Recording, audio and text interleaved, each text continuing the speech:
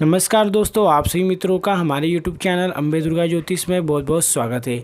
दोस्तों, आज की इस वीडियो में हम आपको सावन सोमवार व्रत की कथा सुनाने वाले हैं। तो दोस्तों आइए जानते हैं कि सावन सोमवार व्रत की कथा क्या है।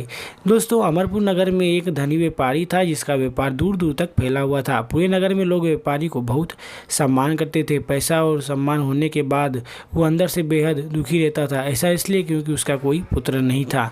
वो दिन रात यही सोचता रहता था कि उसके मरने के बाद उसका व्यापार कौन संभालेगा। पुत्र पाने के लिए उसने भगवान शिव का व्रत कर उनकी पूजा संकल्प लिया। इसलिए हर शाम व्यापारी शिव मंदिर जाता था और भगवान शिव के सामने घी का दीपक जलाता था। वहीं दोस्तों, उस व्यापारी की भक्ति से प्रसन्न होकर माता पार्वती ने भगवान शिव से कहा, हे स्वामी, यह व्यापारी आपका सच्चा भक्त है। यह कई दिनों से आपका व्रत कर रहा है। आप इसकी मनोकामना अवश्य पूर्ण करें। इस पर शिवजी ने हंसते हुए कहा, हे पार्वती, संसार में सभी को उनके कर्मों के अनुसार ही फल मिलता है। जैसा कर्म किया जाता है वैसा ही फल प्राप्त होता है। भगवान शिव के कहने के बाद भी पार्वती जी नहीं मानी। उन्होंने कहा, नहीं स्वामी, आपको इसकी इच्छा पूरी जरूर करनी चाहिए। यह आपका सच्चा भक्त है। नियमित रूप से यह आपका व्रत हर सोमवार कर रहा है। भगवान शिव ने माता पार्वती की बात मान ली। उन्होंने कहा कि वो पार्वती जी के आग्रह पर व्यापारी को पुत्र प्राप्ति का वरदान देते हैं, लेकिन इसके पुत्र की आयु 16 वर्ष से ज़्यादा नहीं होगी। भगवान शिव ने व्यापारी के सपने में आकर उसे पुत्र प्राप्ति का वरदान दिया और पुत्र की अल्पायु की बात भी बताई। व्यापारी इससे खुश तो हुआ, लेकिन उसे पुत्र की अल्पायु की चिंता सताने लगी। व्यापारी ने सोमवार का व्रत बंद नहीं किया। वो नियमित रूप से व्रत करता रहा। कुछ ही समय बाद उसके घर में पुत्र की किलकारी गूंजी। वो बेहद खुश हुई।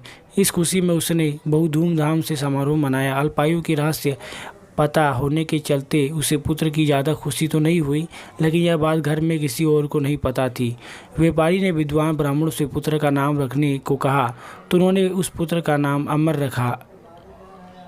अमर के 12 वर्ष के होने के बाद व्यापारी ने उसे पढ़ने के लिए वाराणसी भेजने का फैसला किया। व्यापारी ने दीपचंद को बुलाया और वो अमर के मामा थे। व्यापारी ने दीपचंद से अमर की वाराणसी छोड़ आने को कहा। अमर अपने मामा के साथ पढ़ाई के लिए वाराणसी चला गया। रास्ते में अमर और दीपचंद एक जगह आराम के लिए रुके। वहाँ जहाँ रुके थे वहाँ वो ब्राह्मणों को भोजन कराते थे और यज्ञ करते थे। वाराणसी तक यात्रा काफ़ी लंबी थी। इस बीच दोनों एक नगर पहुँचे। उस नगर के राजा की बेटी का विवाह हो रहा था। इसी के चलते नगरी को सजाया गया था। जो समय निश्चित किया गया था उसी समय बारात भी आ गई, लेकिन राजा की बेटी की शादी जिस वर से हो रही थी वो एक आंख से काना था। ऐसे में वर का पिता इस बात को लेकर काफ़ी परेशान था। उसे लग रहा था कि अगर राजा को यह बात पता चली तो वह इस विवाह से इनकार कर देगा। इससे उसी काफ़ी बदनामी होगी। अमर को देखकर वर के पिता के मन में एक चाल आई। उसने सोचा कि अगर वो इस लड़के की शादी राजकुमारी से करा देगा तो उसके बेटे के बारे में किसी को पता नहीं चलेगा। जब विवाह हो जाएगा तो वो अमर को धन देकर विदा कर देगा और राजकुमारी को अपने नगर ले आएगा।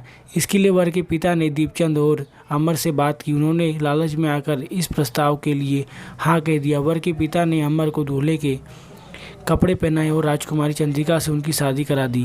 राजा ने अपनी बेटी को खूब धन दिया। राजकुमारी को उसके पति के साथ विदा कर दिया गया। हालांकि अब अमर से यह सच छिपाया नहीं जा रहा था, इसलिए उसे राजकुमारी को ओढ़नी पर लिख दिया कि राजकुमारी चंद्रिका, तुम्हारा विवाह मेरे साथ हुआ है और मैं पढ़ाई के लिए वाराणसी जा रहा हूँ। तुम्हें जिसके साथ रहना पड़ेगा वह कान्हा है। जैसे ही राजकुमारी ने यह पढ़ा तो राजकुमारी ने उस काले लड़के के साथ जाने के लिए मना कर दिया। राजकुमारी का बात सुनकर राजा ने उसे अपने महल में रख लिया। इसी बीच अमर की आयु 16 वर्ष हो गई।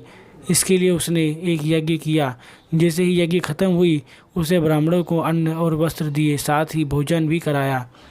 इसके बाद रात में अमर अपने कमरे में जाकर सो गया। जैसा कि शिवजी ने वरदान दिया था, अमर के सैन्यावस्था में ही प्राण चले गए। सुबह उसने मामा को जैसे ही पता चला वो खूब रोने पीटने लगे। भगवान शिव और माता पार्वती ने अमर के मामा के रोने की आवाज़ सुनी जो वहीं से गुजर रहे थे। पार्वती जी शिव जी को कहा कि मुझे इस व्यक्ति के रोने का स्वर नहीं सहन हो रहा है, कृपया इसका दुख दूर करें। पार्वती जी की बात सुनकर वो उस व्यक्ति के पास गए और वहां जाकर उन्होंने देखा कि यह तो व्यापारी का बेटा है। उन्होंने पार्वती जी से कहा कि ये तो उसी व्यापारी का बेटा है जिसमें मैंने 16 वर्ष की आयु का वरदान दिया था। इसकी आयु पूरी हो चुकी है, लेकिन पार्वती जी से यह विलाप देखा नहीं गया और उन्होंने शिव जी से निवेदन किया कि वो इस लड़के को जीवित करे। लड़के के माता पिता को जब इसकी मृत्यु का पता चलेगा तो वह रो रो कर अपने प्राणों का त्याग कर देंगे। व्यापारी आपका सच्चा भक्त है, वह सच्चे दिल से आपका हर सोमवार का व्रत करता है। पार्वती जी के निवेदन पर भगवान शिव जी ने उस लड़के को जीवित कर दिया। शिक्षा समाप्त कर अपने मामा के साथ नगर के लिए निकला। वापस आते समय भी दोनों उसी नगर पहुँचे जहाँ अमर की राजकुमारी चंद्रिका विवाह हुआ था। वहाँ पर अमर ने यज्ञ किया और जब वहाँ के राजा ने इस यज्ञ को होते देखा तो वह अमर को पहचान गया। नगर का राजा अमर और दीपचंद्र को अपने साथ ले गया। राजा ने दोनों को कुछ दिन महल में रखा, उन्हें काफ़ी धन और वस्त्र भी दिए। इसके बाद उन्होंने राजकुमारी को अमर के साथ विदा कर दिया। राजा ने अमर और राजकुमारी के साथ कुछ सैनिक भी भेजे। जैसे ही अमर और दीपचंद्र राजकुमारी को लेकर नगर पहुंचे तो दीपचंद्र ने उनके आने की खबर एक दूत के हाथ भिजवाई। व्यापारी अपने बेटे के जीवित होने की खबर सुनकर बेहद खुश हुआ। व्यापारी और अपनी पत्नी खुद को भूखा प्यासा रखकर एक कमरे में बंद किया हुआ था। उन्होंने सोचा था कि जैसे ही उन्हें उनके बेटे की मृत्यु की खबर मिलेगी वो अपने प्राण त्याग देंगे। व्यापारी के साथ स्वयं को एक कमरे में बंद कर रखा था। भूखे प्यासे रहकर व्यापारी और उसकी पत्नी बेटे की प्रतीक्षा कर रहे थे। उन्होंने प्रतिज्ञा कर रखी थी कि यदि उन्हें अपने बेटे की मृत्यु का समाचार मिला तो वह दोनों अपने प्राण त्याग देंगे। व्यापारी अपनी पत्नी के साथ नगर के द्वार पहुँचे और वहाँ अपनी पुत्रवधू को देखकर बेहद खुश हुए।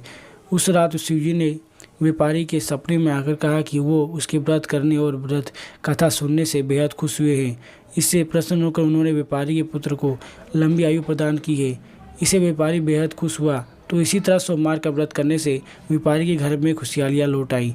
तो दोस्तों, इस प्रकार से हम सभी लोगों को सोमवार का व्रत रखना चाहिए और अपनी जीवन की जो भी समस्या है वो भगवान शिव जी से कहनी चाहिए, ताकि हमारे जीवन की सभी समस्याएं भगवान शिव जी समाप्त करें।